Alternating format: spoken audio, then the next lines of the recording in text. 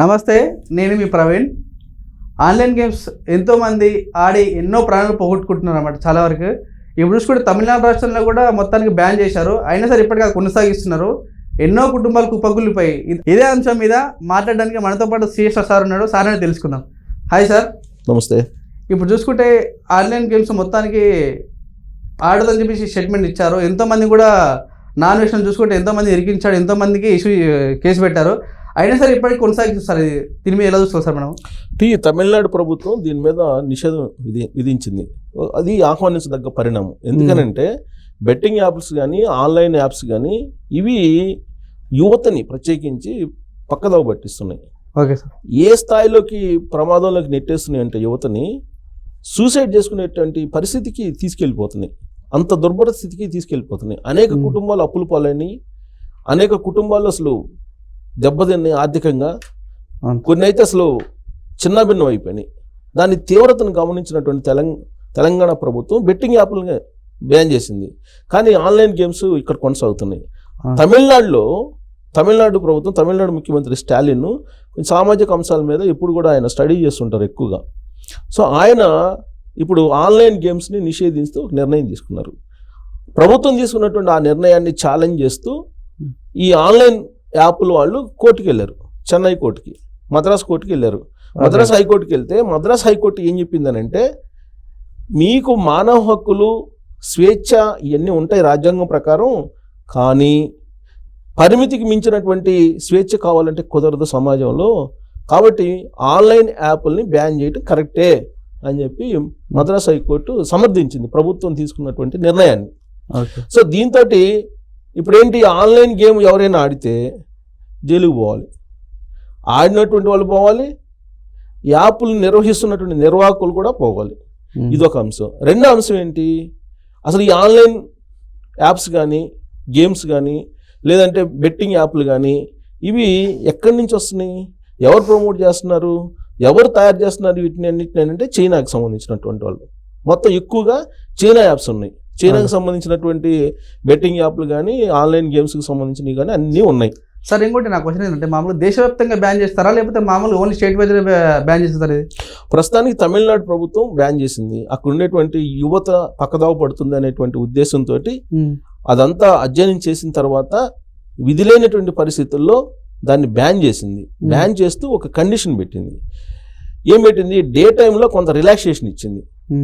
Night time 12 నుంచి మళ్ళీ early morning 5 వరకు ఎవరు ఆడినా అది చట్టవిరుద్ధము అని చెప్పింది. కొంత రిలాక్సేషన్ ఇచ్చింది. ఎందుకు రిలాక్సేషన్ ఇచ్చిందంటే, ఈ విదేశీ ద్వైపాక్షిక సంబంధాలు ఉంటాయి. ఈ ద్వైపాక్షిక సంబంధాలు, వాణిజ్య సంబంధాల కారణంగా వీటిని పూర్తి స్థాయిలో దేశవ్యాప్తంగా బ్యాన్ చేసే పరిస్థితి లేదు. అప్పటికి టిక్ టాక్ లాంటి కొన్ని యాప్స్ని బ్యాన్ చేసింది భారత ప్రభుత్వం. యువత పక్కదావ పడుతున్నారని బ్యాన్ చేయొచ్చు, భారత ప్రభుత్వం బ్యాన్ చేయొచ్చు, దేశవ్యాప్తంగా బ్యాన్ చేయొచ్చు. బట్ ఒక రాష్ట్రం దాని మీద పూర్తి స్థాయిలో బ్యాన్ చేయడానికి లేదు. అందుకే వాళ్ళు అర్ధరాత్రి 12 నుంచి ఏకోజామున 5 గంటల వరకు బ్యాన్ చేశారు దాన్ని. కానీ ఏ రాష్ట్రానికి ఆ రాష్ట్రం నిర్ణయం తీసుకొని కేంద్ర ప్రభుత్వానికి తెలియజేయచ్చు. ఓకే. ఇప్పుడు ఏ విధంగా దిశ యాప్ ఉంది, దిశకు సంబంధించిన యాప్ పెట్టారు, దిశ చట్టాన్ని తయారు చేశారు, అది కేంద్ర ప్రభుత్వానికి పంపించారు. కానీ కేంద్ర ప్రభుత్వం అనుమతి ఇవ్వాల. కేవలం దిశ చట్టాన్ని చేసింది కానీ ఆంధ్రప్రదేశ్ ప్రభుత్వం అది అమల్లో లేదు. ఆ రోజు జగన్మోహన్ రెడ్డి గారు గవర్నమెంట్లో ఉన్నప్పుడు. సో కేంద్ర ప్రభుత్వం ఆమోదించాలి. ఇక్కడ చట్టం చేస్తుంది రాష్ట్ర ప్రభుత్వాలు, దీన్ని కేంద్ర ప్రభుత్వానికి పంపిస్తే కేంద్ర ప్రభుత్వం కూడా ఆమోదించాలి. ఎందుకంటే ఇక అంతర్జాతీయ సంబంధించిన ఒప్పందాలు ఇవన్నీ ఉంటాయి, వరల్డ్ ట్రేడ్ ఆర్గనైజేషన్స్ ఇవన్నీ ఉంటాయి, వాణిజ్యపరమైనటువంటివి. సో దాంట్లో భాగంగా ఇప్పుడు ఈ యాప్ల్ని బ్యాన్ చేయాలంటే కేంద్ర ప్రభుత్వం చర్య తీసుకోవాలి. ఇప్పుడు ఆల్రెడీ కేంద్ర ప్రభుత్వం దాని మీద స్క్రూటినీ చేస్తుంది. ఇప్పుడు కొన్ని యూట్యూబ్ ఛానల్స్ను కూడా దేశద్రోహం కింద గుర్తించి వాటిని కూడా డిస్కనెక్ట్ చేస్తుంది. దానికి అవకాశం లేకుండా, అప్లోడింగ్ అవకాశం లేకుండా వీడియోస్ని చేస్తుంది. సో కేంద్ర ప్రభుత్వం నిర్ణయం తీసుకోవచ్చు, కాకపోతే రాష్ట్ర ప్రభుత్వాలు తీర్మానాలు చేసి పంపించాలి.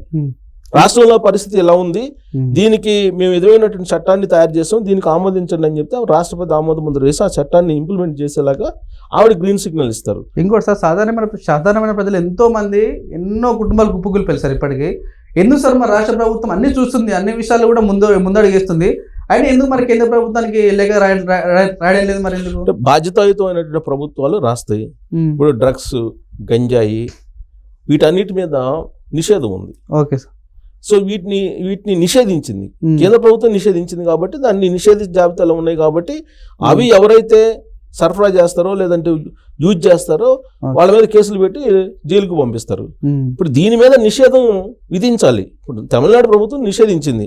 తమిళనాడు పరిధిలో వాళ్ళు తీసుకునేటువంటి యాక్షన్ వాళ్ళు తీసుకుంటారు. గవర్నర్ పంపిస్తారు ఈ చట్టాన్ని, గవర్నర్ ఆమోదిస్తారు, దాన్ని ఇంప్లిమెంట్ చేస్తారు. రాష్ట్ర ప్రభుత్వ పరిధిలో రాష్ట్ర ప్రభుత్వం చర్యలు తీసుకుంటుంది. ఇప్పుడు తెలంగాణలో కూడా మీకు బెట్టింగ్ యాప్ల మీద బ్యాన్ ఉంది, అయినా కానీ వాటి మీద నిఘా లేదు. అందుకే సజ్జనార్ గారు అనేక సందర్భాల్లో ట్వీట్ కూడా చేశారు ఆయన, సజ్జనార్ గారు. సో బెట్టింగ్ యాప్ల మీద నిషేధం ఉన్నప్పటికీ కూడా ఇష్టానుసారంగా ప్రమోట్ చేస్తున్నారు. ఇంకోటి సజ్జనార్ సార్ కూడా చాలా మందికి చెప్పాడు, ఇన్ఫ్లుయెన్సర్ కానీ సెలబ్రిటీస్ చాలా మందికి చెప్పాడు. కానీ వాళ్ళకి అడిగే క్వశ్చన్ ఏంటంటే, ఇప్పుడు ఎంతో మంది సెలబ్రిటీస్ కూడా చాలా మంది చేస్తున్నారు, క్రికెట్ సంబంధించి కానీ వాలీబాల్ సంబంధించి ఇలా చాలా మంది చేస్తారు, స్పోర్ట్స్ సంబంధించి. మరి వాళ్ళ మీద ఎందుకు రియాక్షన్ తీసుకోలేకపోతున్నారు? చాలా మంది ఇన్ఫ్లుయెన్స్ కూడా క్వశ్చన్ చేస్తారు సజ్జనార్ సార్, దీనికి ఏమంటారు సార్? సో యాక్చువల్గా ఒక ప్రోడక్ట్ని ప్రమోట్ చేసేటువంటి వాళ్ళు కూడా బాధ్యులే. ఇది చట్టం ఉంది. ఒకవేళ ప్రోడక్ట్ నాసిరకం అయితే ఆ ప్రోడక్ట్కి సంబంధించినటువంటి దుష్పరిణామాలు ఏమైనా ఉంటే ఈ ప్రమోట్ చేసినటువంటి వాళ్ళు సెలబ్రిటీస్ ఎవరైతే వాళ్ళు కూడా బాధ్యులే. అందుకే ఆ మధ్య స్వర్ణభూమి ఏదో ఒక ప్రాజెక్ట్ని అప్పుడు బాలసుబ్రహ్మణ్యం గారు చనిపోయారు, ఆయనను డైరెక్టర్ విశ్వనాథ్ గారు ఇద్దరు ప్రమోట్ చేశారు. ఆ స్వర్ణభూమి ప్రాజెక్టు దెబ్బతిందని చెప్పి ప్రమోటర్స్కి నోటీసులు కూడా ఇచ్చారు. Okay okay sir. అలాగే ఇప్పుడు బెట్టింగ్ యాప్లు వచ్చిన తర్వాత బెట్టింగ్ యాప్లను ప్రమోట్ చేసే దాంట్లో కూడా ఇప్పుడు నాగార్జున గారికి కూడా నోటీసులు పంపించారు. సో చట్టాలు ఉంటాయి, ఆ చట్టాల మీద అవగాహన లేని కారణంగానే ఇవన్నీ చేస్తున్నారు. యాక్చువల్గా సెలబ్రిటీలు ఈ ప్రొడక్ట్స్ ఎవరైతే ప్రమోట్ చేస్తున్నారో వాళ్ళు కూడా బాధ్యులే ఆ ప్రొడక్ట్ బాగలేకపోతే. అలాగే చట్ట విరుద్ధమైనటువంటి ప్రొడక్ట్స్ ని, చట్ట విరుద్ధమైనటువంటి యాప్స్ ని, చట్ట విరుద్ధమైనటువంటి ఆన్లైన్ గేమ్స్ ని ప్రమోట్ చేస్తే వాళ్ళు నేరస్తులే, ఆడినటువంటి వాళ్ళు కూడా నేరస్తులే. చట్టం గురించి తెలియని కారణంగానే ఈ విధమైనటువంటి గేమ్స్ ఆడుతున్నారు, అలాగే ప్రమోట్ కూడా చేస్తున్నారు. సో చట్టం గురించి తెలియజేయాల్సిన బాధ్యత ప్రభుత్వాల మీద ఉంది. ఇప్పుడు తమిళనాడు ప్రభుత్వం ఆన్లైన్ గేమ్స్ని నిషేధిస్తూ నిర్ణయం తీసుకుంది.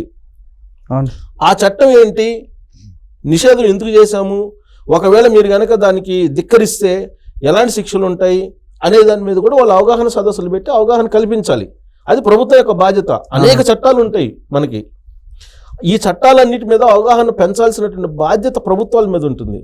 ఇప్పుడు ఒకవేళ ధిక్కరిస్తే కనుక పోలీస్ యంత్రాంగం చర్యలు తీసుకుంటుంది. ఇప్పుడు చర్యలు తీసుకొని వాళ్ళని జైలుకి పంపిస్తుంది కదా. అవును సార్. సో ఎందుకు, చట్టం గురించి తెలియదు కాబట్టి వాళ్ళు తెలియక తప్పు చేస్తున్నారు. దానికి సంబంధించిన శిక్ష కోర్టులో పడుతుంది. కోర్టు శిక్ష వేస్తే వాళ్ళు జైలు జీవితాన్ని గడుపుతున్నారు. సేమ్ ఇప్పుడు కూడా ఆన్లైన్ యాప్స్ని అలాగే బెట్టింగ్ యాప్స్ని బ్యాన్ చేస్తున్నారు. ప్రత్యేకించి తమిళనాడులో ఆన్లైన్ గేమ్స్ని బ్యాన్ చేశారు. మీరు తమిళనాడు వెళ్ళి ఇక నుంచి కనుక ఆన్లైన్ గేమ్స్ ఆడితే మిమ్మల్ని తీసుకెళ్ళి లోపలేస్తారు. సో ఇలాంటిదే దేశవ్యాప్తంగా రావాలి. ఇప్పుడున్నటువంటి యూత్ పక్కదోవ పడుతుంది కాబట్టి ఖచ్చితంగా ఈ ఆన్లైన్ గేమ్స్ మీద తమిళనాడు ప్రభుత్వం ఏ విధంగా అయితే నిషేధం విధించిందో అదే తరహాలో అన్ని రాష్ట్రాలు కూడా నిషేధం విధిస్తే తప్ప దీనికి పరిష్కారం లేదు. బెట్టింగ్ యాప్స్ కను ఆన్లైన్ గేమ్స్కి ఇవి కనుక ఉంటే రెండు రకాల నష్టం. ఒకటి ఆర్థికపరమైనటువంటి నష్టం, రెండు ఈ సమాచారం మొత్తం మీరు ఎవరైతే లాగిన్ అవుతారో దాంట్లో ఈ సమాచారం మొత్తం విదేశాలకు వెళ్ళిపోతుంది. ఆ విదేశాలకు సంబంధించిన సర్వర్లో ఇది రికార్డ్ అయి ఉంటుంది మొత్తం సమాచారం. సో భారతదేశానికి సంబంధించినటువంటి సమాచారం ఇదంతా, భారత పౌరులకు సంబంధించిన సమాచారం ఇదంతా కూడా ఎక్కడికి వెళ్తుంది, చైనా యాప్లకి వెళ్తుంది.